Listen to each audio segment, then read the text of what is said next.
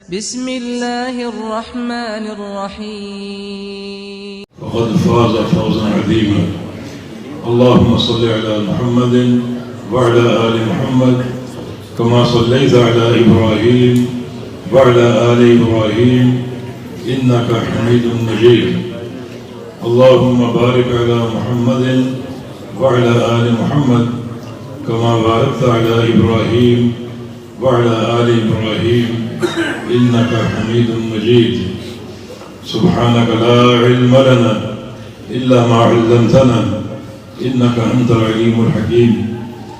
رب اشرح لي صدري ويسر لي أمري واحلل عقدة من لساني يفقه قولي. لقد قال الله سبحانه وتعالى بعد أعوذ بالله من الشيطان الرجيم من همزه ونفخه ونفسه. بسم الله الرحمن الرحيم.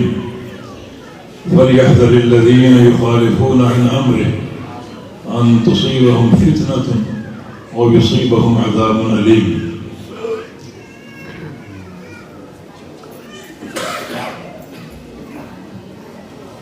فضيلة الشيخ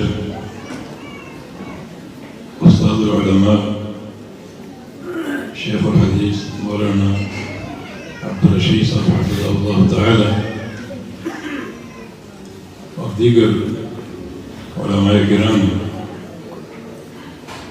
اور قابل احترام سامعین اور حاضرین مجلس، السلام علیکم ورحمۃ اللہ وبرکاتہ۔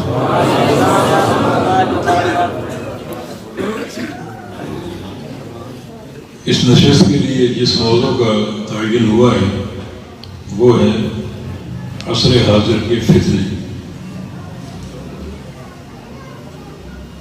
یہ موضوع کچھ پیچیدہ بھی ہے اور اس میں کچھ مشکل مباحث بھی ہیں، لیکن چونکہ یہ موضوع وقت کی ضرورت ہے تو میں اس عوامی مجلس میں چاہوں گا کہ کچھ آسان اور سادہ الفاظ میں کچھ مسائل کی نشاندہی ہو جائے۔ فتنہ یہ عربی کا لفظ ہے اور لغت عرب میں اس کا معنی یہ ہے کہ سونے کو آگ میں ڈالنا تاکہ اس کا کھوٹ نکالا جائے اور دور کیا جائے اور خالص سونا باقی رہ جائے۔ اس عمل کو عربی لغت میں فتنہ کہتے ہیں۔ تو فتنہ اس لیے فتنہ کہلاتا ہے کہ در حقیقت یہ ایک آگ ہے جس میں لوگ گرتے ہیں۔ کچھ لوگ فتنوں میں کامیاب ہو جاتے ہیں اور کچھ ناکام ہو جاتے ہیں۔ جو کامیاب ہوتے ہیں وہ خالص سونے کی مانند ہیں اور جو ناکام ہو جاتے ہیں وہ کھوٹ ہیں۔ تو اس لیے بھی فتنوں کے دور میں استقامت ہماری ضرورت ہے تاکہ ہم کھرا سونا ثابت ہو اور کھوٹ ثابت نہ ہو۔ رسول کریم صلی اللہ علیہ وسلم نے اپنی اس امت میں کثرت سے فتنوں کی نشاندہی کی ہے۔ بہت سی احادیث موجود ہیں، مثلا تکون فتن، فتنے ہوں گے تموجوں کا موج البحر، سمندر کی لہروں کی طرح۔ کبھی آپ نے سمندر دیکھا ہو کراچی آ کر کنارے پر کھڑے ہو کر تو لہریں پیدل پہ آتی ہیں، اور اس میں ایک بات یہ نوٹ ہم نے کی ہے کہ ہر جو بعد والی لہر ہے وہ پہلی لہر سے بڑی اونچی ہوتی ہے۔ اس لیے فرمایا کہ یورپے کو بعدها بعدا، وہ سمندر کی موجوں کی طرف فتنے ہوں گے اور ہر بعد والا فتنہ پہلے فتنے کو چھوٹا کر دے، جیسے ہر بعد میں اٹھنے والی لہر اور موج پہلی موج کو چھوٹا کر دیتی۔ جس وقت لہریں اٹھتی ہیں اور آدمی کچھ سمندر کے اندر ہو تو اس لہر سے وہ ڈر جاتا ہے کہ یہ لہر مجھے بہا کر نہ لے جائے اور یہ موج مجھے بہا کر نہ لے جائے۔ بالکل فتنوں کا عالم بھی یہی ہے، جب فتنے اپنی یلغار انسان پر ڈالتے ہیں، مسلط کرتے ہیں، تو یقیناً وہ خوفناک ہوتے ہیں اور انسان یہ سوچتا ہے کہ ہذہ مہلکۃ، یہ فتنہ مجھے لے ڈوبے گا، میں اس کی لپیٹ میں آ جاؤں گا اور یہ فتنہ مجھے تباہ کر دے گا۔ یہ تموج کا موج البحر، سمندر کی موجوں کی طرف فتنے اٹھیں گے۔ اس میں دو چیزوں کی نشاندہی ہے، ایک فتنوں کا کثرت سے آنا کیونکہ سمندر کی موجیں تھمتی اور رکتی نہیں ہیں، اور دوسرا فتنوں کا پیدل بہ آنا کیونکہ سمندر کی موجیں پیدل بہ آتی ہیں کسی وقفے کے بغیر۔ اور ایک حدیث میں رسول اللہ صلی اللہ علیہ وسلم کا فرمان ہے کہ تعرض الفتن علی القلوب کعرض الحصیر عودا عودا، کہ فتنوں کی یلغار انسان کے دلوں پر ہوگی اور یہ سب سے خطرناک فتنہ۔ کچھ فتنے وہ ہیں جس کی لپیٹ میں انسان کا مال آ جاتا ہے، وہ تجارتی گھاٹا ہوتا ہے، یہ قابل برداشت ہے۔ کچھ فتنے ایسے ہوتے ہیں جن کی لپیٹ میں گھر کا کوئی فرد آ جاتا ہے اور اس کی موت واقع ہو جاتی ہے، یہ بھی قابل برداشت ہے۔ کچھ فتنے انسان کی اپنی موت کا باعث بنتے ہیں، یہ بھی قابل برداشت ہے، موت بار کے فانی۔ کچھ فتنے ایسے ہوتے ہیں جس کی لپیٹ میں انسان کی صحت آ جاتی ہے اور انسان دائمی مریض بن جاتا ہے، یہ بھی قابل برداشت ہے۔ بلکہ انسان صبر کرے تو اس کا مرض اس کی بلندی درجات کا باعث بن سکتا ہے۔ نبی اسلام کی ایک حدیث کا مفہوم یہ ہے، کچھ بندوں کے اللہ تعالیٰ نے جنت میں اونچے درجات تیار کر رکھے ہیں، مگر ان کے عمل ان درجات سے قاصر ہیں، درجے اونچے ہیں، عمل تھوڑے ہیں۔ تو اللہ رب العزت نے ان درجات تک پہنچانے کے لیے کسی بیماری میں مبتلا کر دیتا ہے اور ساتھ ساتھ صبر کی توفیق دے دیتا ہے، چنانچہ وہ بیمار پڑ جاتے ہیں، بیماری پر صبر کرتے ہیں اور وہ صبر ان کو ان درجات تک پہنچا دیتا ہے کہ جنت ان کے لیے تیار ہے۔ یہ فتنے نقصان دہ نہیں، مگر وہ فتنہ نقصان دہ ہے جس کی یلغار انسان کے دل پر، اس کی پاداش میں انسان کا ایمان کھو سکتا ہے اور انسان کفر کی وادی میں داخل ہو سکتا ہے۔ رسول اللہ صلی اللہ علیہ وسلم کی ایک حدیث کے مطابق یصبح الرجل فیہا مؤمنا ویمسی کافرا ویمسی مؤمنا ویصبح کافرا، ایسے ایسے فتنے انسان کے دلوں پر یلغار کریں گے کہ انسان صبح کو جب اٹھے گا تو مومن ہوگا اور جب شام ہوگی تو وہ کافر بن چکا، جب رات کو سوئے گا تو مومن ہوگا، صبح کو اٹھے گا تو کافر بن چکا۔ یہ ہے سب سے خطرناک فتنہ جو انسان کے دین کو مون ڈالتا ہے اور انسان کے ایمان کو ختم کر دیتا ہے اور اس کو کفر کی وادی میں دھکیل دیتا ہے۔ وہ جو نبی علیہ السلام کی ایک حدیث ہے، الجنت اقرب الی احدکم من شراک نعلہ والنار مثل ذلک، کہ جنت تم سے تمہارے جوتے کے تسمے کے فاصلے پر اور جہنم بھی تم سے تمہارے جوتے کے تسمے کے فاصلے پر۔ مانا بعض اوقات تم ایسی نیکی کر جاتے ہو، اللہ تعالیٰ کو پسند آ جاتی ہے اور اللہ رب العزت تمہیں اس نیکی کی وجہ سے جنت میں داخل فرما دیتے ہیں، اور بعض وقت ایسا گناہ کر جاتے ہو کہ اللہ تعالیٰ ناراض ہو جاتا ہے اور وہ گناہ تمہارے جہنم کے داخلے کا سبب بن جاتا ہے۔ یہ حدیث صحیح مسلم کی کہ فتنوں کی یہ لگان انسان کے دل پر ہوگی، اور 1 2 3 4 فتنے نہیں، بلکہ کعرض الحصیر عودا عودا، ان فتنوں کے حملے چٹائی کے تنکوں کی مانند ہیں۔ چٹائی آپ نے دیکھی کبھی؟ وہ کتنے تنکوں سے بنتی ہے، اور باہم کو تنکے جڑے ہوتے ہیں، ملے ہوتے ہیں۔ تو یہ فتنے تم پر مسلط ہوں گے کسی تعطل اور کسی ناغی کے بغیر، ایک فتنہ پھر دوسرا پھر تیسرا پھر چوتھا، جیسے چٹائی ایک ایک تنکے سے آپ بنتے ہیں، اس طرح ان جڑے ہوئے تنکوں کے مانند آپ کے دلوں پر فتنوں کی جلغار ہو۔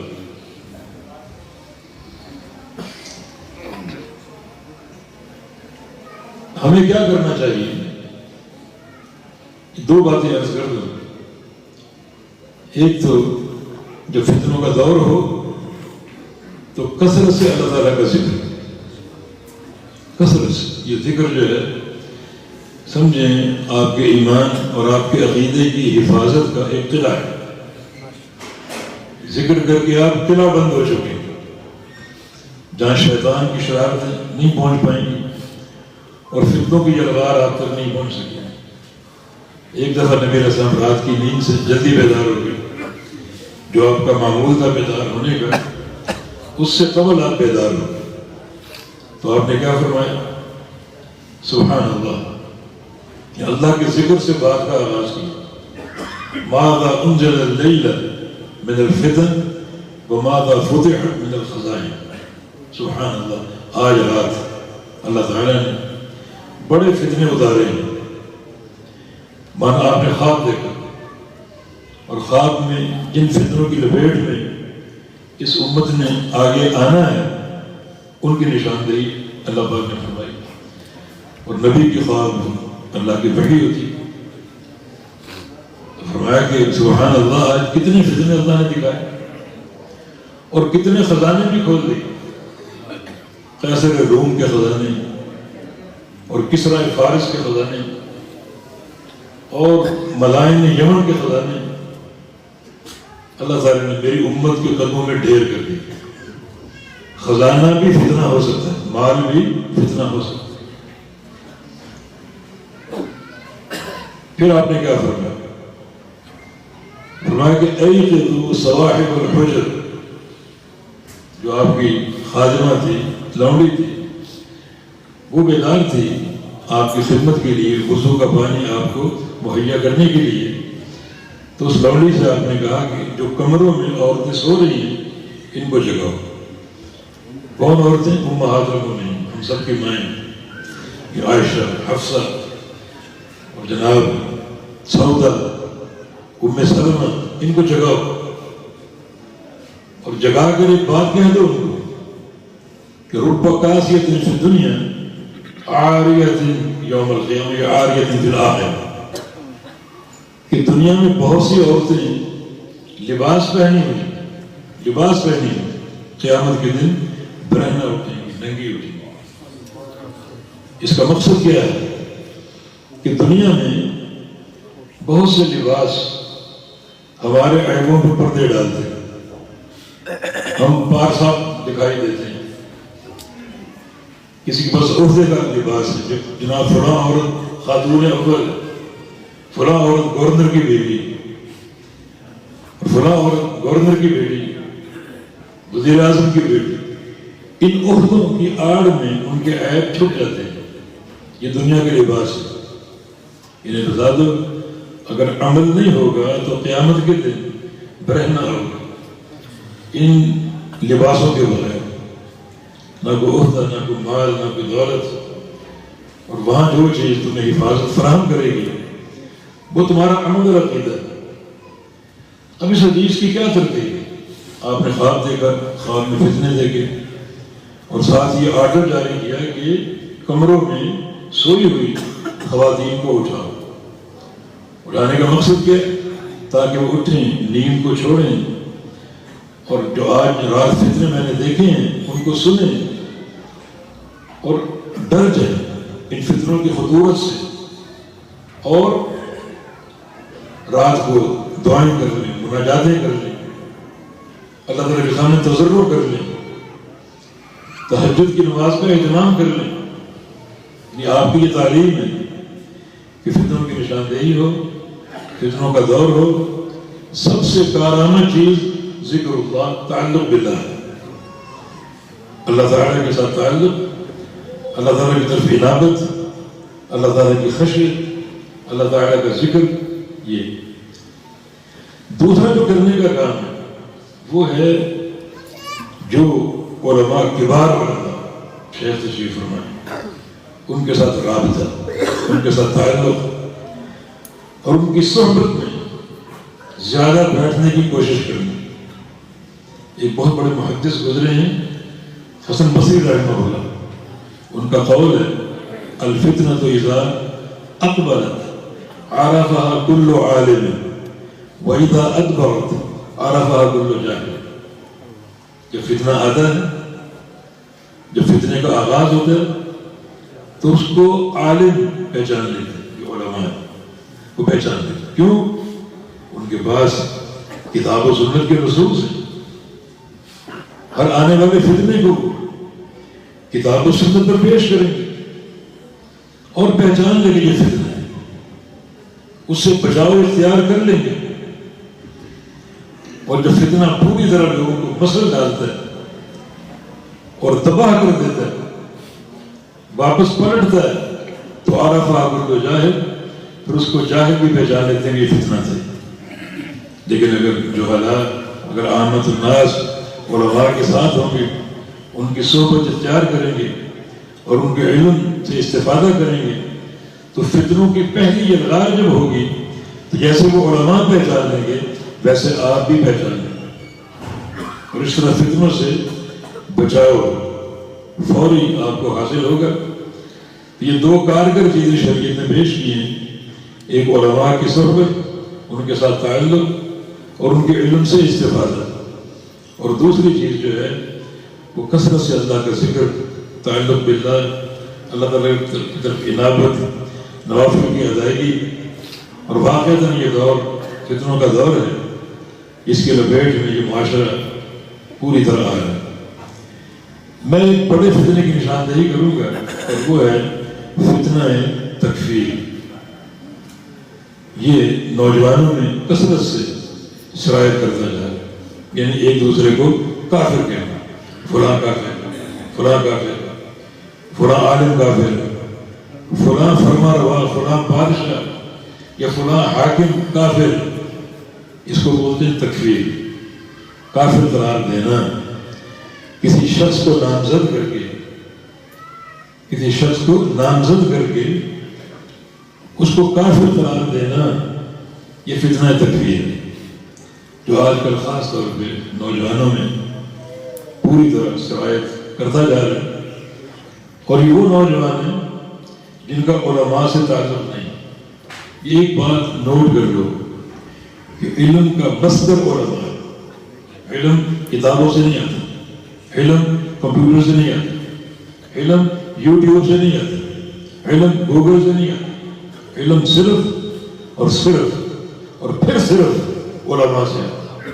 وہ علماء جنہوں نے علم حاصل کیا اپنے مشائخ سے، وہ مشائخ جنہوں نے علم حاصل کیا اپنے مشائخ سے، وہ مشائخ جنہوں نے علم حاصل کیا اپنے اساتذہ سے.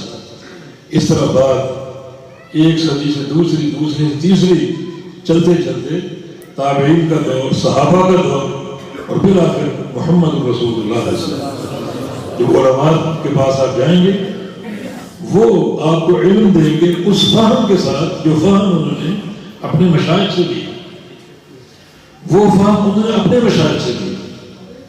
اور علم صرف الفاظ کا نام نہیں ہے، علم در حقیقت فہم کرنا، صحیح فہم. نبی علیہ السلام کی حدیث ہے من یرید اللہ بہ خیرا یفقہہ فی الدین. اللہ تعالیٰ جس بندے کے ساتھ بھلائی کا ارادہ فرما لے، بھلائی کا فیصلہ فرما لے، اللہ اس کو کیا دیتا ہے؟ اسے دین کا فہم دیتا ہے، دین کی سمجھ. اس کے پاس دینے کو بہت کچھ ہے، بادشاہتیں دے دیں اور جناب شربتیں دے دیں، دینے کو بہت کچھ ہے، لیکن وہ جس بندے کے ساتھ بھلائی کا فیصلہ فرما لے اسے دین کا فہم اور دین کی سمجھ عطا فرما، جو ہر ایک کے پاس نہیں ہے، ہر بندے کے پاس نہیں ہے۔ یورپ میں کوئی واقعہ ہو جائے نبی علیہ السلام کی گستاخی پر مبنی تو پوری قوم سڑکوں پہ نکل آئے، گریبان پھاڑ کر کھول کر اپنی جان قربان کرنے کے لیے تیار ہو۔ ٹھیک ہے، یہ محمد کا ایک انداز ہے۔ ان سے کہو جس نبی کی حرمت پر جان قربان کرنے کے لیے تیار ہو، اس نبی کے طریقے کے مطابق نماز پڑھ دو، وہ نہیں، معنی فہم نہیں، دین کا فہم نہیں۔ جس نبی کی عزت اور حرمت پر اپنی جان قربان کرنے پر آمادہ ہو، اس نبی کی یہ سنت مان لو، وہ نہیں مان۔ اس نبی کے طریقے کے مطابق حج کر لو، وہ نہیں کرتے۔ یہ کون سا فہم ہے، کون سی عقل ہے؟ نبی کی بعثت کا مقصد کیا ہے؟ ان کی اطاعت کرنا۔ یہ فہم جو ہے یہ بہت بڑی نعمت ہے، اور یہ آپ کو علماء سے ملے گا۔ علماء نے کہاں سے لیا؟ اپنے مشائخ سے، انہوں نے اپنے مشائخ سے۔ اس طرح بات چلتے چلتے صحابہ اور تابعین کے دور تک پہنچ جاتی ہے، اور یہ وہ فہم ہے جو اللہ تعالیٰ کی نعمت، اس کا احسان ہے، جو علماء کے ساتھ سینہ بسینہ منتقل ہوتی ہے اور آپ تک پہنچتی ہے۔ یہ فہم آپ کو یہ ڈسکیں یا کتابیں یا کمپیوٹر نہیں دیں گے۔ ٹھیک ہے، ان سے وقتی فائدہ آپ کو حاصل ہو سکتا ہے، لیکن حقیقی جو تعلم علم ہے وہ علماء کے ساتھ۔ نبی علیہ السلام نے قیامت کے قریب علم کے اٹھ جانے کا ذکر کیا، یرفع العلم یفشو الجہل، علم اٹھا لیا جائے گا اور جہالت پھیل جائے گا۔ یہ بخاری کی حدیث، علم اٹھا لیا جائے گا اور جہالت کا دورہ ہوگا۔ پھر آپ نے فرمایا کہ علم کیسے اٹھے گا؟ ان اللہ لا يقبل العلم، ان اللہ لا ينتظر من صدور الرجال، اللہ اس علم کو لوگوں کے سینوں سے محو نہیں کرے گا کہ لوگ علم بھول جائیں، ایسا نہیں ہوگا، بلکہ يقبض العلم بقبض العلماء، اللہ علم کو اٹھائے گا، علماء کو اٹھائے گا، علم کو اٹھائے گا، علماء کو اٹھائے گا۔ کتابیں موجود ہوں گی، لائبریریاں موجود ہوں گی، کمپیوٹر موجود ہوں گے، علم نہیں۔ کیوں؟ کیونکہ علماء چلے گئے۔ تو علم کا مصدر علماء ہے، اور علماء کا ختم ہونا یہ علم کے اٹھ جانے کے مترادف ہے۔ اسی لیے ابن قیم رحمہ اللہ امت کے امراض کی تشخیص کرنے والے فرماتے ہیں، جس بستی میں عالم دین نہ ہو اس بستی کے رہنے والوں پر وہاں سے ہجرت کرنا فرض ہے۔ جہاں عالم نہیں اس علاقے کو چھوڑ دو اور ایسے علاقے میں جا کر آباد ہو جو جہاں علماء موجود ہوں تاکہ علم سے استفادہ ہو سکے۔ سفیان ثوری رحمہ اللہ فرمایا کرتے تھے، لو کان الفقیہ علی رأس جبل لکان هو الجماع، ایک عالم دین اگر پہاڑ کی اونچی چوٹی پر بیٹھا ہو تو آپ کا مرجع ہے، جاؤ اس کے پاس روزانہ۔ ٹھیک ہے، پہاڑ پہ چڑھنا بھی مشکل، اترنا بھی مشکل، لیکن وہ عالم ہے اور آپ کے دین کی بات ہے، روزانہ اس کے پاس ہے اور اسے علم حاصل کرو۔ سعید بن جبیر علماء تابعین میں سے عبداللہ بن عباس کے شاگرد تھے، وہ فرمایا کرتے تھے، ان سے ایک بار پوچھا کہ ما علامت ہلاک الناس، قوموں کی بربادی کب ہوتی ہے؟ کبھی زلزلہ، کبھی طوفان، قومیں مٹ جاتی ہیں، کبھی تعاون کی وبا پھیل گئی، پورے علاقے میں سرایت کر گئی اور پورے علاقے کا صفایا ہو گیا۔ تو پوچھا گیا قوموں کی بربادی کب ہوتی ہے؟ تو انہیں کیا جواب دیا؟ اذا مات عالمہم، جب اس قوم کا عالم فوت ہو جائے تو یہ قوموں کی بربادی۔ تعاون اگر آتا ہے زلزلہ اگر آتا ہے تو یہ جسم کی تباہی، جسم میں ایک دن ختم ہونا ہے، لیکن ایک عالم جو آپ کو روحانی غذا دیتا ہے، اس میں آپ کی روح کی جلا ہے، آپ کے ایمان کی بقا ہے، یقیناً ایک عالم کا چلا جانا آپ کی بربادی کا باعث ہو سکتا ہے۔ محمد بن سیرین رحمہ اللہ علماء تابعین میں سے، ان کا قول اذا مات عالم وقع فی الاسلام ظلمۃ لا یصدها شیء من قلب اللیل والنہار۔ جب کوئی عالم فوت ہو جائے تو دین اسلام میں ایک دراڑ پڑ جاتی ہے، ایک دراڑ، اس دراڑ کو کوئی چیز پر نہیں کر سکتی، جتنا دور مرضی گزر گئے۔ علماء، ان کی صحبت، ان سے محبت، ان کے علم سے استفادہ، ان کی غیبتیں نہ کرنا، ان کی چغلیاں نہ کرنا، ان کے عیوب کو نہ اچھالنا۔ دیکھیں ایک عالم میں کوئی عیب اگر موجود ہے تو اس کی دو صورتیں، یا وہ عیب ذاتی ہے اس کی، یا وہ منہجی اور دینی۔ تو اللہ کے بندو اگر وہ منہجی عیب ہے تو اس کو پیش کرو علماء کی عدالت، علماء فیصلہ کریں، آپ نہ کہنا۔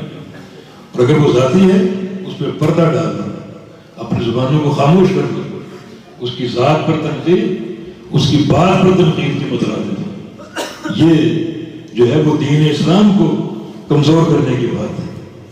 نبی اسلام کی حدیث ہے، بلکہ حدیث قدسی ہے، اللہ فرماتا ہے من عادى لي وليا فقد آذنته بالحرب۔ جو بندہ میرے کسی دوست سے دشمنی قائم کرے گا اس کے ساتھ میرا اعلان جنگ ہے، اللہ فرماتا ہے میرا اعلان جنگ۔ اس حدیث کی تفسیر میں ہم شافعی رحمہ اللہ لکھتے ہیں کہ إِن لَمْ يَكُنِ الْفَقِيهُ وَلِيًّا فَلَيْسَ لِلَّهِ وَلِيٌّ، کہ لوگوں اگر ایک عالم دین اللہ کا ولی نہیں ہے تو اس زمین کی پشت پر کوئی اللہ کا ولی نہیں۔ تو علماء سے ان کی عدالتیں، ان کی غیبتیں، ان کی چغلیاں، ان کے عیوب کو اچھالنا، یہ در حقیقت اللہ تعالیٰ کے ساتھ اعلان جنگ۔ تو عرض کر رہا ہوں کہ یہ بھی ایک فتنہ ہے، یہ بھی ایک فتنہ ہے، اس میں تھوڑی سی بات آگے بھی کریں گے۔ تو میں فتنہ تکفیر کی بات کر رہا ہوں۔ فتنہ تکفیر ایسا فتنہ ہے جو بندے کو ایک لمحے میں کافر بنا سکتا ہے، ایک لمحے میں۔ کیوں؟ نبی اسلام کی حدیث ہے من قال لأخیہ یا کافر فقد باء بہ احدہما۔ اگر کسی نے اپنے کسی بھائی کو کافر کہہ دیا کہ تو کافر ہے، تو دونوں میں سے ایک کافر ضرور ہے، یا تو وہ ہے جس کو آپ نے کہا، اور اگر وہ نہیں ہے تو پھر کہنے والا کافر، پھر کہنے والا کافر۔ لیکن ایک لمحے میں انسان خود اپنے آپ کو کفر کی وادی میں دھکیل چکے۔ کسی کی ذات کو کافر قرار دینا، متعین کرنا کہ فلاں شخص کافر، اگر وہ ہے اللہ کا علم میں تو ٹھیک، اگر وہ نہیں ہے تو کہنے والا کافر۔ نبی علیہ السلام کی حدیث ہے کہ ایک بندہ اپنی زبان سے کوئی گالی نکالتا ہے یا کلمہ لعنت نکالتا ہے تو وہ گالی تیزی سے آسمان کی طرف جاتی ہے، تیزی سے۔ فرشتے اس کو دیکھتے ہیں، ایک کبھی جو ہے وہ کلمہ یا گالی اوپر آ رہے ہیں تو فرشتے آسمانوں کے دروازے بند کر دیتے ہیں اور وہ گالی آسمان سے ٹکرا کر اسی تیزی سے نیچے پڑتی ہے۔ جو زمین کے انقاب میں فرشتے موجود ہیں وہ اس کو نیچے آتا ہوا دیکھتے ہیں تو وہ زمین کے دروازے بند کر دیتے ہیں، پھر وہ گاڑی زمین سے ٹکراتی ہے اور پھٹکتی پھٹکتی۔ اب میں کہاں جاؤں؟ مجھے جائے پناہ آسمانوں میں نہیں مل سکی، زمینوں میں نہیں مل سکی، اب مجھے پناہ کہاں ملے گی، استقرار کہاں ملے گا؟ پھٹک گئی، ادھر ادھر پھٹک گئی۔ پھر وہ اس بندے کی طرف جاتی جس کو گالی دی گئی۔ کسی کو آپ نے گالی دی، کوئی فحش گالی ہو یا کوئی بھی گالی ہو، تو وہ گالی سوچتی ہے کہ جس بندے کو دی گئی ہے میں اسی میں داخل ہو جاؤں، اس کی طرف چلی جاتی. اور اگر وہ اس گالی کے قابل نہیں ہے، اس گالی کا مستحق نہیں ہے، تو گالی وہاں سے بھی واپس آ جاتی ہے. پھر اس کے لیے کوئی جائے پناہ نہیں سوائے اس شخص کے جس نے وہ گالی دی ہے، اس کے اندر وہ داخل ہو جائے. اب آپ کی مرضی، کسی کو ماں کی، کسی کو بہن کی، اور کسی کو جو مرضی گالی دی، یہ نتیجہ ضروری. یہ گالی پھٹکے گی، یہ کبھی کلمہ آپ کو پتہ نہیں، لیکن اوپر سے نیچے، نیچے سے اوپر بھٹک رہا ہے، ادھر ادھر گردش کر رہا ہے. اور جب اس کو کوئی ٹھکانہ نہیں ملتا تو وہ گالی آپ کے اندر پلٹ جائے. پھر وہ اس گالی کا مصداق آپ ہے، اس گالی کا ترجمان پھر آپ ہے. دیکھیں یہ سب سے بڑی گالی کسی کو کافر کہنا، دین سے خارج قرار دے. دین اسلام میں کوئی اس کی گنجائش نہیں، کوئی گنجائش نہیں. اور یہ معاملہ اسی حدیث سے سمجھ میں آ رہا ہے کہ انسان صبح کو مومن، شام کو کافر، شام کو مومن، صبح کو کافر. یہ فتنہ تکفیر ایسا ہی ہے. ایک بندہ اچھا خاصا مسلمان ہے، مومن ہے، لیکن کسی کو مخاطب ہو کے کافر کہتے ہیں کہ فلاں کافر ہے، تو کافر ہے. اگر وہ کافر ہے تو ٹھیک ہے، نہیں ہے تو کہنے والا کافر. بیٹا بیٹھ جاؤ، کیا ہو رہا ہے، بند کر دیجیے. پھر کہنے والا کافر، پھر کہنے والا کافر. تو فتنہ تکفیر آج کے بالخصوص جو نوجوان کوئی 19 برس کے، 20 برس کے، 30 22 برس کے، ان کو شاید پوری طرح وضو کے آداب نہ آتے ہیں، نماز کے مسائل کا علم نہ ہو، استنجا کے مسائل کے علم نہ ہو. ان مسائل میں باتیں کرتے ہیں جن مسائل میں علماء بھی اپنے آپ کو بچاتے ہیں کہ ہم ایسی بات نہیں کر سکتے. یہ بات ہمارے علمی مستویٰ سے اونچی ہے. ایک فتنہ ہر جگہ موجود اور پوری طرح امت کو لپیٹ میں لیے ہوئے، جس کی کوئی گنجائش نہیں. دیکھیں تکفیر کی دو قسمیں، تکفیر کی دو قسمیں. ایک ہے تکفیر معین اور ایک ہے تکفیر مطلق. تکفیر معین، تکفیر مطلق. سب سے جو زیادہ عافیت کی بات ہے وہ یہ ہے کہ آپ اگر کسی کو حکم لگانا چاہتے ہیں تو اس کی ذات پر حکم نہ لگاؤ، بلکہ حکم مسئلے پر لگاؤ. مثلا ایک شخص بے نماز، حدیث موجود ہے، من ترک الصلاۃ متعمدا فقد کفر، جس نے جان بوجھ کے نماز چھوڑی وہ کافر. یہ مطلق حکم ہے، اس میں کسی بندے کو مخصوص نہیں کیا گیا. اب ایک شخص نماز نہیں پڑھتا تو آپ کیا کہیں؟ یہ نہ کہو کہ تو کافر کیونکہ تو تارک صلاۃ، بلکہ اس کو یہ کہو کہ بھائی ترک صلاۃ کفر. حکم ذات پر نہیں، حکم مسئلے پر. جو حکم آپ لگا رہے ہیں اس کی دلیل موجود، نبی علیہ السلام کی حدیث من ترک الصلاۃ متعمدا فقد کفر. لیکن اگر ذات پر حکم لگا رہے ہیں کہ تو کافر ہو گیا، اس کی دلیل موجود نہیں، اس کی دلیل موجود نہیں. کسی کو متعین کر کے کافر قرار دینا کسی کلمہ گو کو، یہ حکم صرف اور صرف اللہ تعالیٰ کے سپرد ہے. بس یہ اختیار اللہ رب العزت. کیوں؟ وجہ کیا؟ کیونکہ ایک انسان مکمل طور پہ جو کافر قرار پاتا ہے وہ دو چیزوں کے ساتھ، ایک اس کا ظاہر، ایک اس کا باطن. آپ کے سامنے اس کا ظاہر ہے، اس کا باطن نہیں، اس کا باطن نہیں. یا تو کوئی ایسی کوئی ایکس رے کی مشین ایجاد ہوگی جو آپ کو بندوں کا باطن بھی دکھا رہی کہ اندر سے بھی کافر ہے. وہ مشین لے لے کر گھوم رہے ہیں، اندر سے لوگوں کے جھانک رہے ہیں اور ان کو کافر قرار دے رہے ہیں. ایسا کوئی معاملہ نہیں. حافظ ابن تیمیہ رحمہ اللہ ایک شخص سے ان کا مناظرہ چل رہا اور مناظرہ تھا اللہ کی استوا پر. وہ معتزلی فکر کا حامل تھا، اللہ تعالیٰ کی صفات میں تعویلیں کرنے والا، اللہ تعالیٰ عرش پہ مستوی، ہمارا ایمان الرحمن علی العرش استوى، ہمارا ایمان الرحمن عرش پہ مستوی، وہ اس کا انکار کر رہا۔ شیخ الاسلام نے فرمایا کہ دیکھو اللہ تعالیٰ کا جو استواء علی العرش ہے، اگر اس کا میں انکار کروں تو میں کافر ہوں۔ کیوں؟ کیونکہ میں اپنے ظاہر و باطن کو جانتا ہوں، مجھے معلوم ہے اللہ تعالیٰ کا جو استواء علی العرش ہے یہ کتاب و سنت کی دلائل سے ثابت ہے، ان کا مجھے فہم بھی ہے، تو میں انکار کروں میں کافر ہوں، لیکن میں تجھے کافر نہیں کہوں گا، میں تیرے ظاہر کو جانتا ہوں، تیرے باطن کو نہیں جانتا۔ اتنا بڑا ہے شیخ الاسلام، شیخ الاسلام، اور کتنی احتیاط، یہاں 2 فٹ کے پونے اچھل فلاں کافر فلاں کافر، 2 فٹ کے پونے فلاں کافر فلاں کافر، بہت بڑی زیادتی۔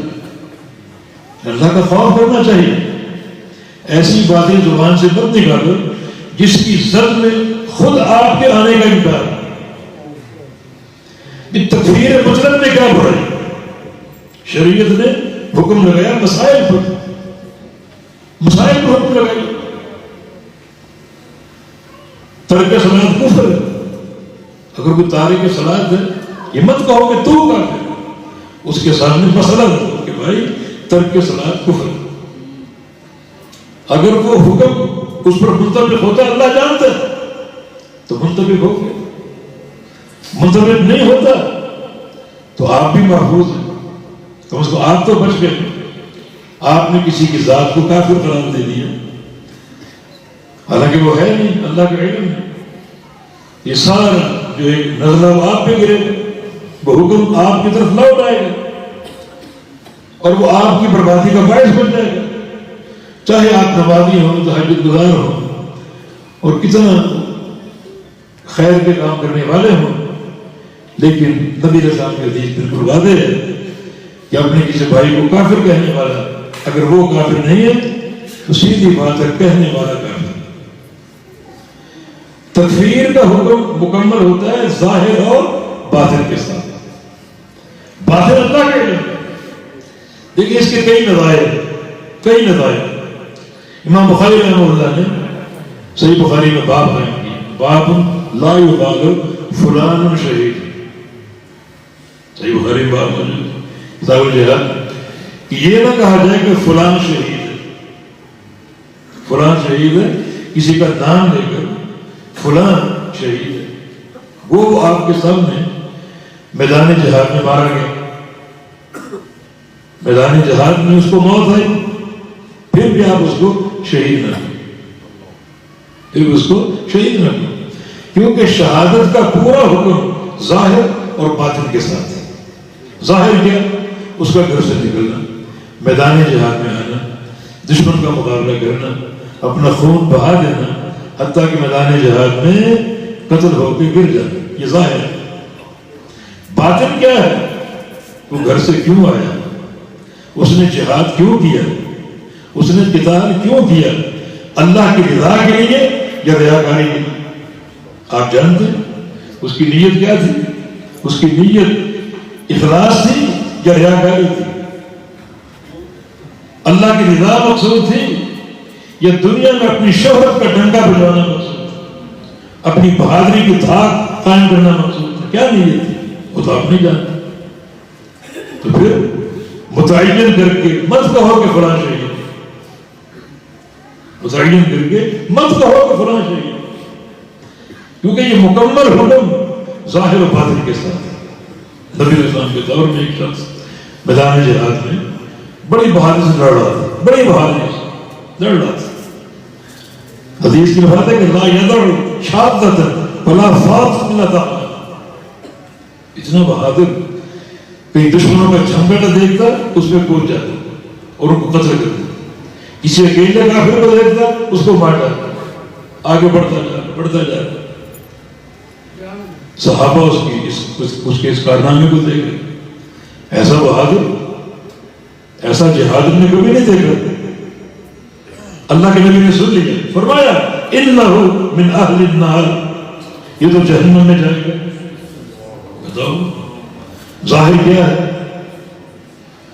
ظاہر کیا دیکھا جائے کہ ایسا جہاد ہم میں سے کسی نے نہیں کیا. اور آپ کیا فرمائیں, کیونکہ آپ کا ہر فرمان اللہ کی پڑھی کی روشنی, آپ ناطق جو پڑھی, اللہ نے علم دے دیا, فرمایا یہ تو جہنم میں جائے. کیا حکم لگا, ظاہر آپ کو کیا دکھائی دے. تو ایسے امور جن کا مکمل ہونا بندے کے ظاہر اور باطن کے ساتھ ہے, اس میں آپ حکم لگانے کے اجازت نہیں. آپ کے سامنے ظاہر ہے, اس کا باطن نہیں ہے. ایک صاحب پیچھے چل پڑا اس کہ میں دیکھوں تو صحیح یہ جہنم میں کیوں جائے گا, اگر یہ جہنم میں جائے گا تو ہمارا کیا بنے گا. تھوڑی دیر بعد واپس آیا اللہ کے پیارے پیغمبر کی خدمت میں, اور آ کر کہتے ہیں کہ اشہد انک رسول اللہ, میں گواہی دیتا ہوں میرا ایمان تازہ ہوگا کہ آپ واقعی اللہ کے سچے رسول. کیا ہو گیا, عرض کیا کہ میں نے اس شخص کو دیکھا جس کے بارے میں آپ نے فرمایا تھا وہ جہنم میں جائے گا. میں نے اس کو دیکھا, اس کے پیچھے لگا رہا, لڑتا رہا حتیٰ کہ زخم سے چور ہو. اتنے زخم پائے کہ تکلیف برداشت نہ کر سکے. بالآخر اس نے اپنی تلوار کی نوک اپنے گلے میں ڈھونک کر خودکشی کر لی. عمل کہاں کیسا ہے ہمارے سامنے, تو اس کا ظاہر یہ ایک انداز. دیکھیں محدثین نے عقیدے کی کتابیں لکھی ہیں, اس میں ایک مسئلہ ہے استثناء فی الایمان. تو اس علمی بات ہے لیکن آپ سمجھیں گے استثناء فی الایمان. فلاں بندہ مسلمان ہے یا مومن ہے, آپ یہ کہہ سکتے ہیں کہ فلاں بندہ مسلم ہے مسلمان ہے, یہ کہہ سکتے ہیں. کیوں؟ اسلام 5 ظاہری امور کا نام ہے. کلمے کا اقرار, نماز, زکوٰۃ, روزہ اور حج, یہ ظاہری امور. جو ان کو اختیار کر لے وہ مسلمان. اب کیا یہ کہا جا سکتا ہے کہ فلاں مومن ہے؟ یہ نہیں, کیونکہ ایمان کچھ امور ظاہرہ کا نام ہے اور کچھ امور باطنہ کا نام ہے. کچھ باطنی امور ہیں جن کا تعلق ایمان کے ساتھ ہے. تو آپ تو ظاہر کو جانتے, باطن کو نہیں جانتے. اس لیے محدثین نے ان فلان مؤمن انشاءاللہ, فلان مؤمن انشاءاللہ, فلان شہید انشاءاللہ, فلان شہید انشاءاللہ, فلان مومن انشاءاللہ. یہ استثناء جو بندے کی عافیت کا باعث ہوگا اور بالکل اس کی ایک صداقت کا ترجمان ہے. تو تکفیر کا حکم ظاہر و باطن کے ساتھ ہے. میں 3 مثالیں پیش کرتا ہوں بڑے اختصار کے ساتھ, جن سے بات واضح ہو. نبی علیہ السلام نے سابقہ قوموں کے ایک فرد کا قصہ بیان کیا. وہ بندہ بستر مرگ پہ تھا, مرنے والا تھا, اور اس کے بیٹے اس کی چارپائی پر بیٹھے ہوئے تھے. بس وہ آخری سانسیں تھیں. تو اپنے بچوں سے پوچھا کہ کیف کنت ابا لکم, میرے بیٹوں بتاؤ میں تمہارا کیسا باپ تھا, تمہارا میں کیسا باپ تھا. بچوں نے بڑی تعریف, بہترین باپ, ہماری تربیت کی, ہماری کفالت کی, کما کر کھلایا, پالا پوسا, ضرورتیں پوری کی, بہت اچھے باپ تھے. اچھا بیٹو, میں نے پوری زندگی تمہارے کام کیے, میرا ایک کام کرو.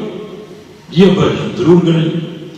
جب میں مر جاؤں تو میری میت کو جلا دیں, آگ لگا کے جلا دیں, اور جو راکھ جمع ہو اس کو محفوظ کر دیں, ایک تھیلے میں اس کو محفوظ کر دیں. پھر کسی ایسے دن کا انتظار کرنا جب تیز آندھی چل رہی ہو. جب آندھی چل رہی ہو تو وہ راکھ لے جانا, آدھی راکھ ان ہواؤں میں اڑا دیں. ہوائیں میری راکھ کو زمین میں پھیلا دیں, اور باقی آدھی راکھ جو ہے وہ سمندر کی لہروں میں ڈال دیں کہ سمندر ان کو بہا دے, اور وہ سمندر میں وہ لہر, وہ راکھ جو ہے وہ ڈوب جائے اور ختم ہو جائے, اس کا نام و نشان باقی نہ رہے. یہ کرو کہ جی کریں. وہ شخص مر گیا اور بچوں نے اس کی وصیت کو نافذ کر دیا، وصیت کو نافذ کر دیا۔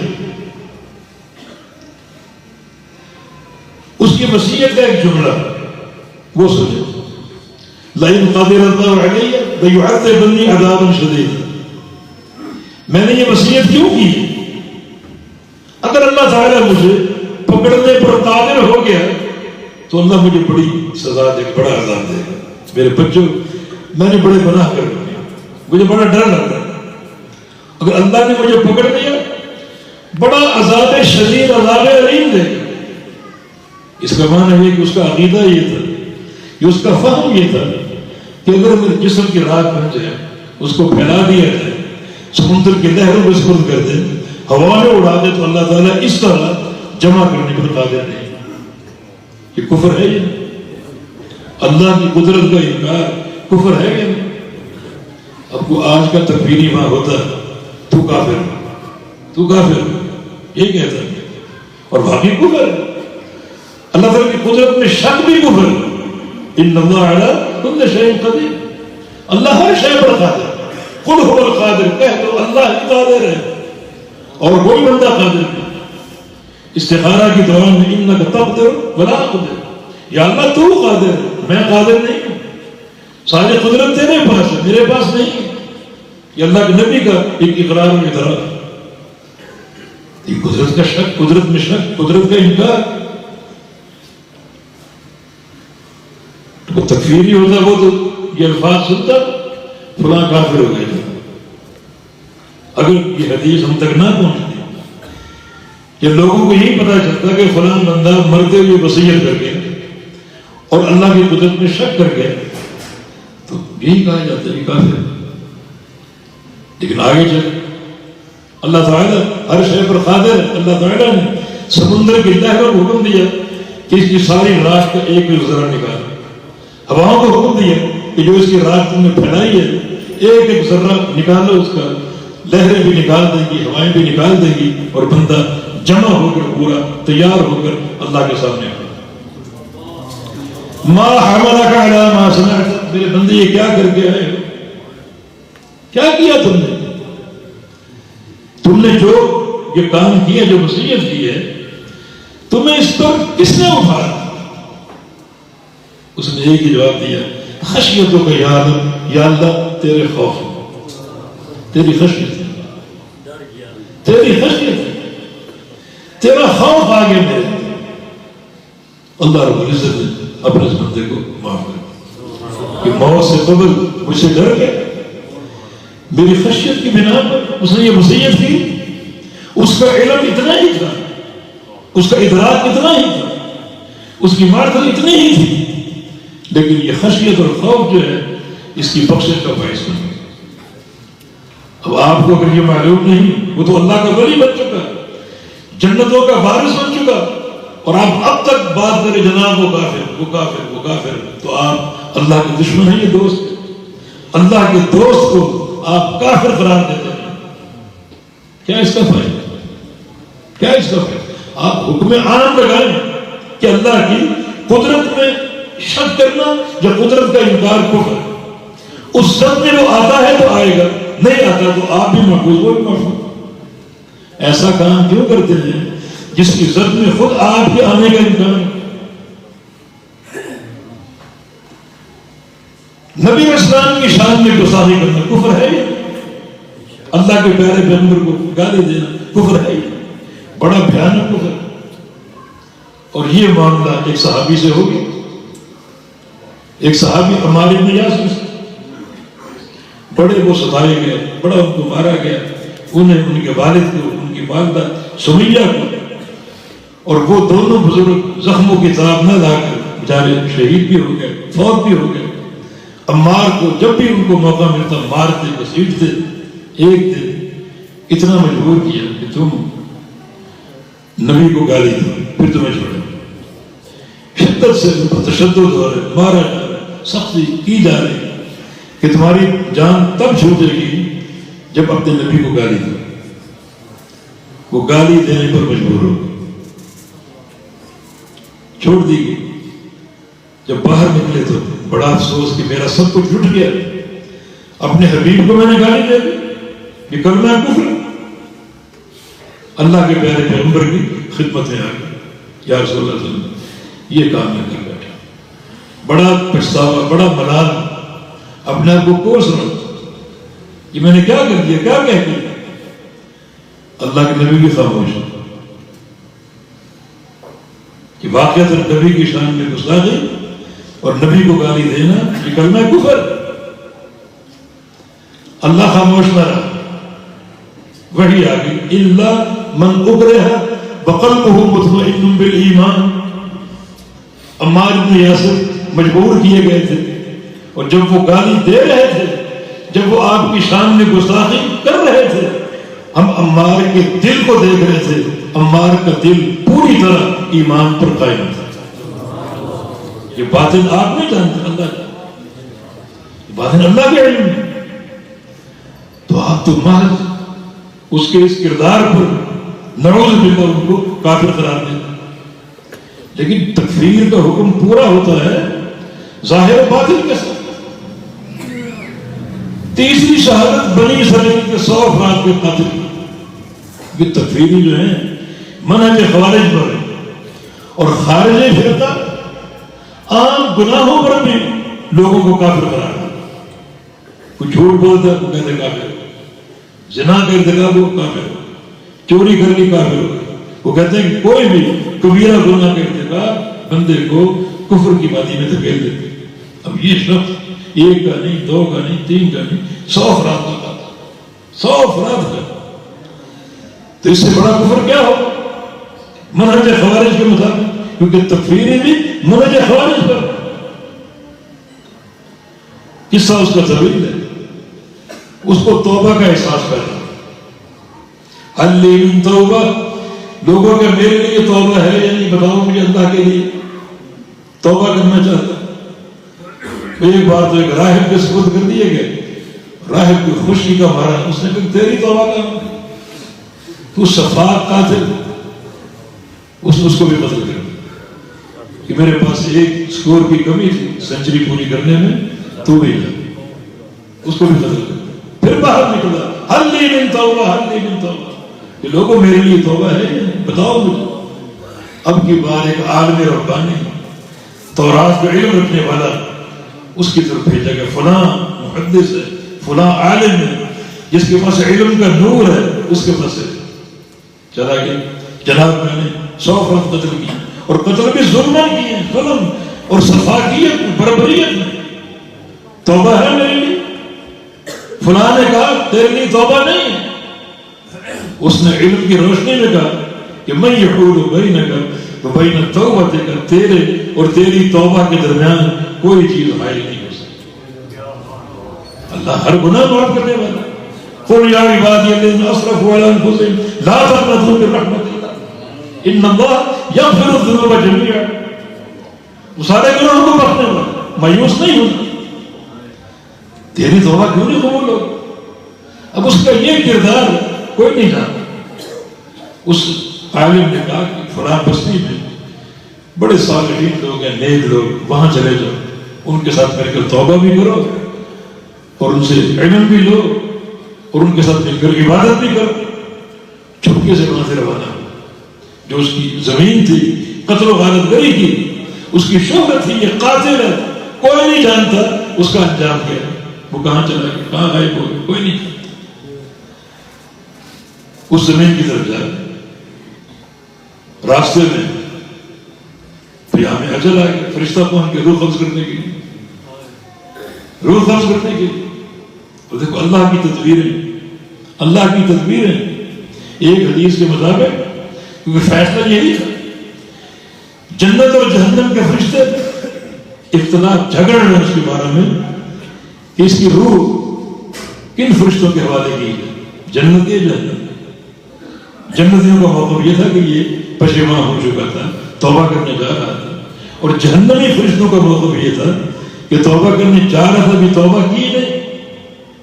اللہ تعالیٰ نے فرشتے کو انسانی شکل میں بھیجا، جو یہ فیصلہ کر دیا۔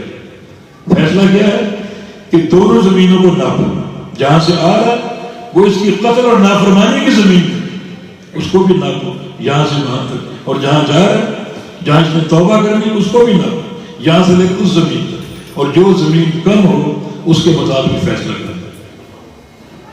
اور ناپنا کہاں سے؟ ایک حدیث پیش کر دو، ناپنا دل سے۔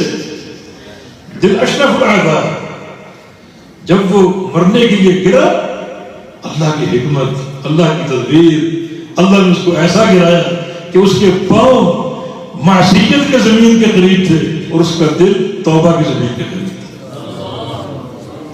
اللہ تعالیٰ کے فیصلے، اللہ نے اس کو معاف کر دیا، بس 100 قتل معاف کر دی۔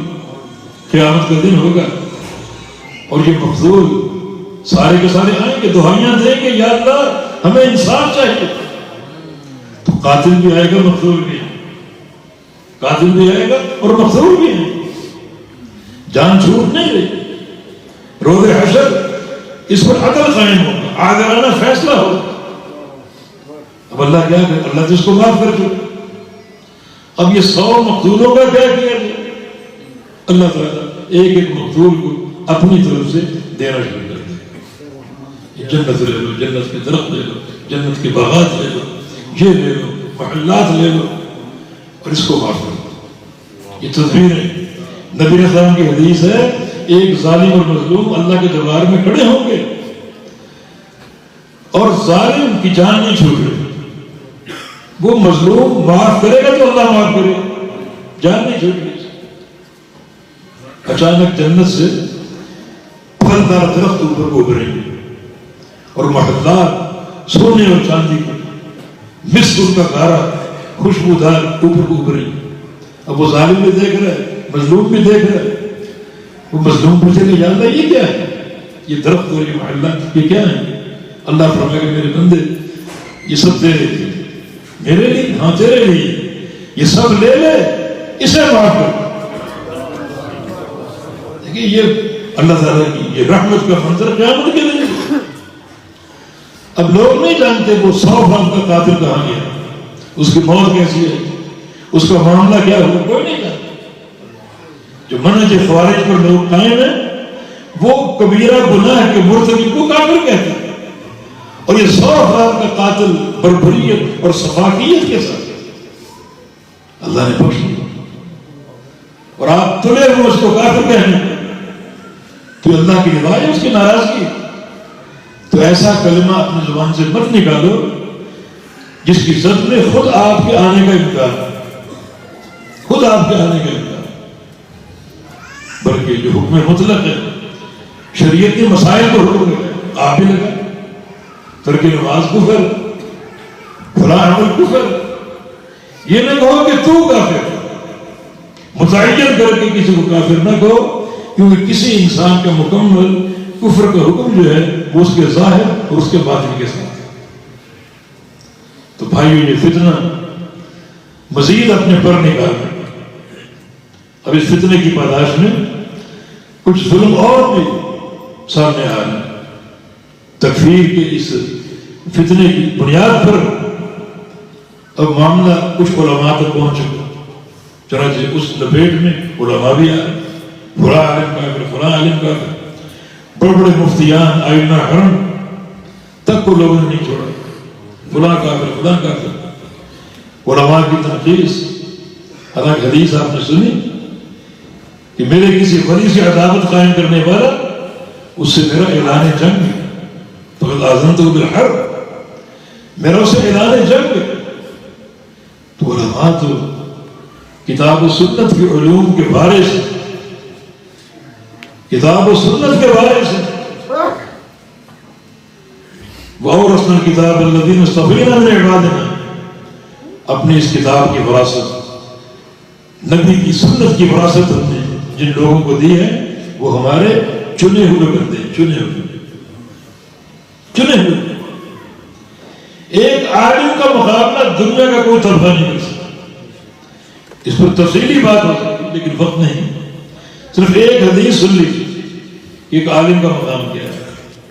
فضل العالم علی العابد کفضل القمر لیلۃ البدر علی سائر الکواکب۔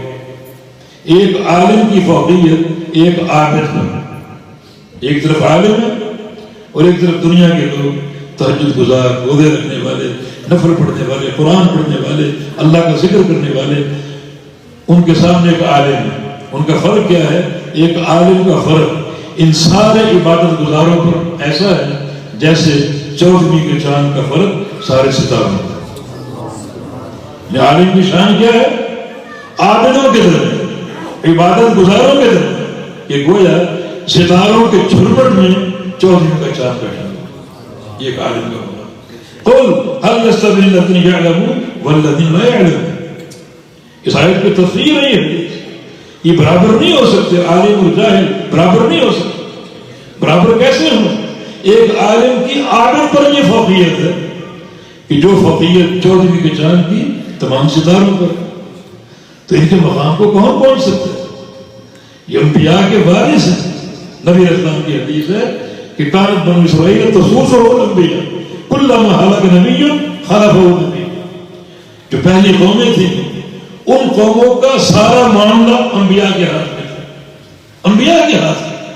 ایک نبی فوت ہوتا دوسرا آ جاتا، دوسرا فوت ہوتا تیسرا آ جاتا. یہ ان کی ساری سیاست ان کے انبیاء کے ہاتھ میں تھی. اور میں اللہ کا آخری نبی. اب میرے وہاں کوئی نبی نہیں آئے، کوئی نبی نہیں آئے، میں آخری نبی. تو پھر امت کا معاملہ کیسے ہو؟ سابقہ قوموں میں ان کی سیاست انبیاء کے ہاتھ میں تھی. تو آپ کے بعد اس سیاست کو کون سنبھالے گا؟ امت کے معاملے کو کون دیکھے گا؟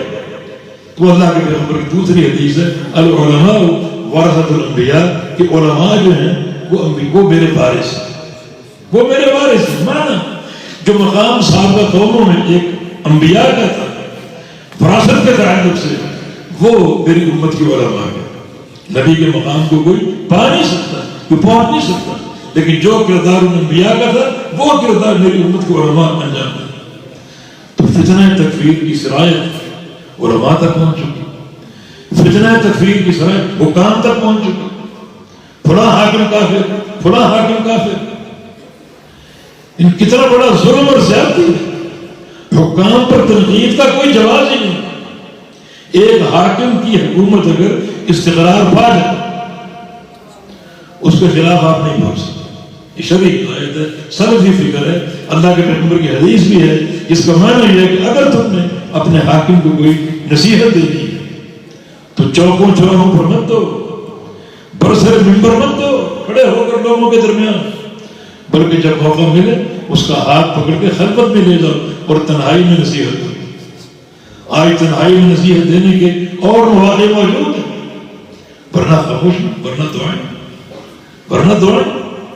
مانا یہ جو اس طرح بات، یہ مظاہرے، یہ دھرنے، ان کا دین سے کوئی تعلق نہیں. بہت لوگوں نے دھرنے دیے، 100 دن کے دھرنے دیے، دین کے خلاف ہے سب، دین کے خلاف ہے سب. یہ امر موجب فتنہ ہے. جس کی حکومت استقرار پا جائے اگر غلطی پر ہے تو اس کی ہدایت کی دعا کرو، نہ کہ فتنہ کھڑا کرو. شریعت فتنہ نہیں چاہتی، سمع اور اطاعت چاہتی. اس کی بات سنو اور اس کی اطاعت کرو. ہاں اطاعت کی حد بندی کر دی، معروف میں اطاعت، معصیت میں نہیں. حاکم کی جو بات کتاب و سنت کے مطابق ہے اس کی اطاعت کی، اور جو بات کتاب و سنت کے خلاف ہے اس کی اطاعت نہیں ہے. لیکن علیکم بالسمع والطاعۃ، سارے پھر منشد والمکرہ والعسر والیسر، تنگی ہو، آسانی ہو، خوشی ہو، ناراضگی ہو، جبر و اکراه ہو، تم نے سننا اور اطاعت کرنی. معروف میں اطاعت کرنی اور منکر میں اطاعت نہیں کرنی، لیکن بغاوت نہیں کرنی، خروج اختیار نہیں کرنا، چوکوں چوراہوں پر کھڑے ہو کر بات نہیں کرنی، کیونکہ یہ معاملہ موجب فتنہ ہو سکتا. دیکھیں صحابہ کے دور میں مثالیں موجود. جناب عبداللہ بن مسعود رضی اللہ عنہ، امت کے فقیہ، ولید ابن عقبہ مدینہ کے امیر، ان کے پیچھے نماز پڑھا کرتے تھے، ان کے خلاف نہیں بولے، حالانکہ وہ نشہ کا عادی شرابی تھا. ایک دن نشے میں دھت فجر کی نماز پڑھائی اور 2 کی جگہ 4 رکعت پڑھ گئی. سلام پھیرا. لوگوں نے کہا آپ نے چار رکعت پڑھ دی. تو کہتا حل ازیدکم اور پڑھاؤں. نشے میں تھے لیکن اس کے خلاف بات نہیں کی. اس کے خلاف بات نہیں کی تاکہ جو استقرار ہے وہ قائم ہو. ہاں تنہائی میں اس کو نصیحت دی جا سکتی, غلطی کی نشاندہی کی جا سکتی, متنبہ کیا جا سکتا, دعائیں کی جا سکتی. یا اللہ یا اس کو ہدایت دے دے, سمجھ دے دے. اور اگر سمجھ اور ہدایت کے قابل نہیں تو اس کی جگہ کسی دوسرے کو لے آئے جو عدل قائم کر سکے. یہ تکفیر کے فتنے ہی کے وہ جراثیم ہیں جو شاید کرتے کرتے علماء تک پہنچ گئے, حکام تک پہنچ گئے. حالانکہ یہ ایک ایسا فتنہ ہے سب سے زیادہ امت کا نقصان کسی فتنے کی بنا پر. سلف کے دور سے آپ لے لیں, بڑے بڑے اختلافی مسائل, اللہ تعالیٰ کے اسماء و صفات میں اختلاف, لیکن اسماء و صفات کے اختلاف کی بنا پر خون ریزی کہیں نہیں ہوئی, قتل و غارت گری کہیں نہیں ہوئی. اللہ کے وجود میں اختلاف رہا اب بھی ہے, مگر یہ مسئلہ خون ریزی کا باعث نہیں بنا. نماز میں اختلاف, حج میں اختلاف, مگر یہ اختلاف امت کے بیچ خون ریزی کا باعث نہیں بنا. خون ریزی کا باعث حکام پر تنقیدیں اور فتنوں کا پھیل جانا, پھر اس میں بے تحاشا قتل ہوئے. نبی اسلام کے دور میں 80 کے قریب جنگیں ہوئی تھیں. ان میں کچھ غزوات تھے اور کچھ جو تھے وہ سرایا لشکر آپ نے بھیجے 80 کے قریب. ان 80 غزوات میں اتنے صحابہ شہید نہیں ہوئے جتنے ان فتنوں میں ہوئے. خوارج نے اسی اپنی بدعت کی برداشت میں کتنے صحابہ کو قتل کیا, ہزاروں کی تعداد. روما کے علاقوں کو فتح کیا گیا اور فارس کے علاقوں کو فتح کیا گیا. اتنی شہادتیں نہیں ہوئی اتنی شہادتیں اس فتنہ خوارج کی بنا پر مسلمانوں کی اور صحابہ کی ہوئی. تو یہ بھی اسی فتنے کے جراثیم. پھر مختلف تنظیمیں بن گئی, کوئی داعش بن گیا, کوئی جناب القاعدہ سے تعلق رکھنے والا, اور ان کا اقدام ایک ہی ہے, امت میں تشویش پیدا کرنا, فتنے کھڑے کرنا. اسی فتنے تکفیر کی پاداش میں پھر جناب تنفیر اور تکفیر خطرناک معاملہ. تنفیر کا معنی لوگوں میں نفرت کے بیج بونا, اور تکفیر کا معنی جگہ جگہ بم دھماکے کرو, لوگ مرے, جڑیں اسی تکفیر کے پیچھے. تو اس کی نشاندہی ہونی چاہیے, اس کو پہچاننا چاہیے. اس کو پہچان کر اپنے کردار کا تعین کیجیے اور وہ کام کرو جو آپ کے لائق ہے. ایک نوجوان کا کام کیا ہے؟ ایک نوجوان کا کام اللہ کے پیغمبر نے بیان کیا, سبعۃ یظلھم اللہ فی ظلہ یوم لا ظل الا ظلہ. اللہ تعالیٰ قیامت کے دن 7 قسم کے انسانوں کو میدان محشر میں جب سورج ایک میل کے فاصلے پر ہوگا اپنے عرش کا سایہ عطا فرما دے گا. ان میں سے ایک شاب وہ نوجوان ہے نشر کی عبادت رب پہ ہی جو پروان چڑھے اپنے رب کی عبادت. یہ نوجوان کا کردار, رب کی عبادت, دین کو سیکھنا, تعلق. نوجوان قائد نہیں ہے, نہ ہی فتوے لگانے والے. یہ کام علماء کا. نوجوان کا کام کیا ہے؟ علماء کی صحبت, اللہ تعالیٰ کا ذکر, اللہ تعالیٰ کی عبادت, اس میں پروان چڑھے. یہ نوجوان کا کردار. تو اس کردار کی طرف آئیے اور وہ جو باتیں موجب فتنہ ہیں ان سے پوری طرح گریز کریں. تو اس طرح حاضر کی جو بھی فتنے ہیں, بے شمار فتنے, ان میں سے جو سب سے خطرناک فتنہ جو اپنا سر اٹھا چکا ہے فتنہ تکفیر ہے, جس کے ساتھ بہت سی چیزیں جڑی ہوئی جن سے اپنے آپ کو بچانا ضروری ہے. سب سے بڑھ کر اللہ کا ذکر, اللہ کی عبادت, اور جو علماء ربانیین ہیں ان کی صحبت, ان کے علم سے استفادہ اور ان کے ساتھ ساتھ رہنا تاکہ فتنوں کی معرفت ہمیں ہو سکے جو ایک عالم ہی کو ممکن. کیونکہ ہر فتنہ شیطان کی ملومہ سازی کے ساتھ ہے. شیطان اپنا راستہ سجا لگا کر پیش کرتا ہے, جس کو چاہے نہیں پہچان پاتا, وہ اس ملومہ سازی سے دھوکہ کھا جاتا ہے. لیکن ایک عالم جس کے سینے میں علم ہے, کتاب و سنت کا, وہ باتوں کو نصوص شرعیہ پر پیش کرتا ہے, وہ دھوکہ نہیں کھا سکتا. شیطان اس کو دھوکہ نہیں دے سکتے. علم میں بڑی قوت ہے، علم ایک بصیرت ہے، علم فتنوں سے بچاتی ہے. آخری ایک مثال دے کے بات ختم کرتا ہوں. سب سے بڑا فتنہ دجال کا فتنہ. دجال اللہ کے پیارے پیغمبر ہر نماز میں فتنہ دجال سے اللہ تعالیٰ کی پناہ پکڑا کرتے ہیں ہر نماز. اور آپ نے حکم بھی دیا کہ جب تم نماز پڑھو تو قولوا اللہم انی اعوذ بک من عذاب القبر ومن عذاب جہنم ومن فتنة المحیا والممات ومن شر فتنة المسیح الدجال. حکم دیا. اس لیے بعض فقہاء کا قول ہے کہ تشہد میں یہ دعا پڑھنا فرض ہے، کیونکہ اللہ کے پیغمبر کا حکم ہے اور حکم وجوب کے لیے. اتنا بڑا فتنہ دجال جب آئے گا تو پورے روئے ارضی کا چکر لگائے گا، مگر مکہ اور مدینہ نہیں جا سکے. اسے اطلاع ملے گی کہ مدینہ میں ایک شخص ہے جو بڑی شد و بد سے میرا انکار کر رہا ہے، میرے خلاف باتیں کر رہا ہے. تو مدینہ آئے گا اس شخص سے مقابلہ کرنے کے لیے یا مناظرہ کرنے کے لیے. جب مدینہ داخل ہونے لگے گا تو انقاب مدینہ پر فرشتے موجود ہوں گے جو دجال کو مار کے وہاں سے بھاگے گا وہاں سے، اور ایک جگہ سمخا مدینہ کے قریب وہاں پہنچ جائے گا اور اپنے کسی نمائندے کو بھیجے گا کہ جاؤ اس شخص کو بلا کر یہاں لاؤ کہ آگے میرا مقابلہ کرو. بہت سے علماء کی رائے میں یہ شخصیت امام مہدی رحمہ اللہ جن کا نام محمد ابن عبداللہ، جو قریش کا نوجوان ہوگا، عیسیٰ علیہ السلام کے دور میں آئے گا اور دجال کا مقابلہ بھی کرے گا. امام مہدی رحمہ اللہ جس کا آنا حق ہے، جو آئے گا جو اللہ کے پیغمبر کی حدیث ہے لو لم یبقى من الدنیا الا یوم لطول اللہ ذلك اليوم حتى یبعثک رجل. اگر آخری دن دنیا کا باقی بچے اور مہدی نہ آئے تو اللہ تعالیٰ اس آخری دن کو لمبا کر دے گا اور لمبا کر کے اس میں مہدی کو بھیجے گا جس کا دورانیہ زمین میں 7 سال، وہ دن 7 سال کے برابر ہو سکتا ہے، مگر امام مہدی اس سے قبل ہے. یہ حدیث کا مقصد یہ ہے کہ مہدی کا آنا حق. اب وہ آ جائیں گے دجال کے پاس تو مجھے نہیں مانتا. نہیں مانتا. کیوں نہیں مانتا؟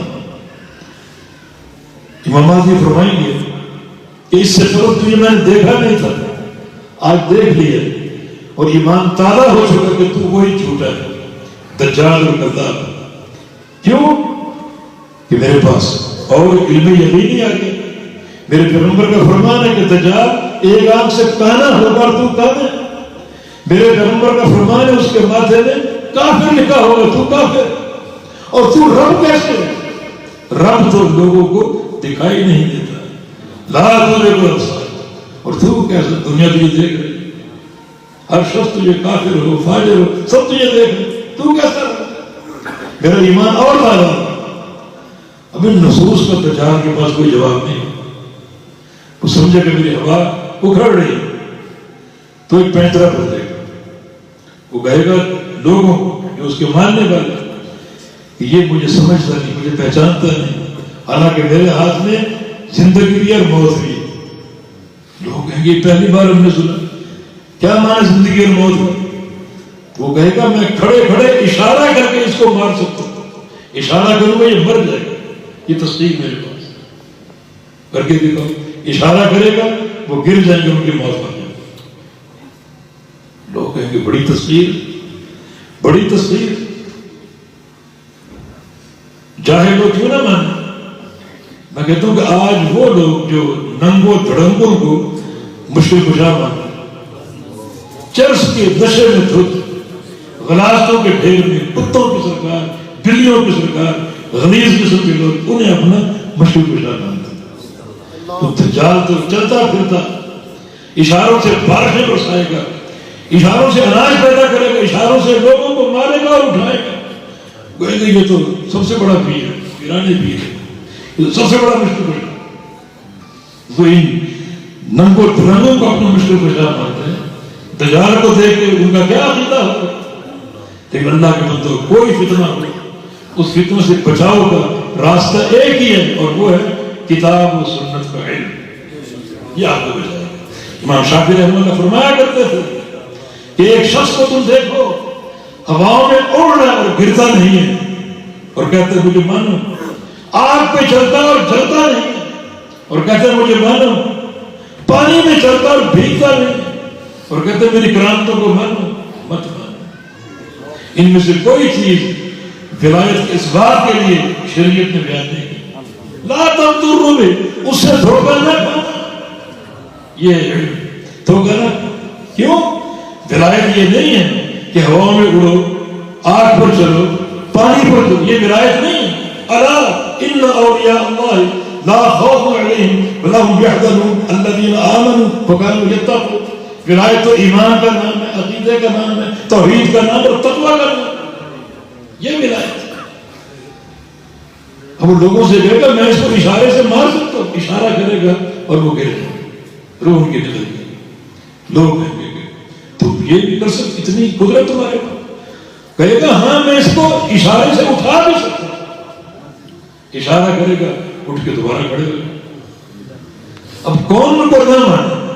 اس لیے دجال کا فتنہ بڑا خطرناک فتنہ، بڑا خطرناک فتنہ جو لوگوں کی طرح لپیٹ میں لے گا، اور بچے گا وہ جس کے پاس علم۔ اگر آپ پاس علم ہوگا کہ موت کا اور حیات کا اختیار کس کے پاس ہے؟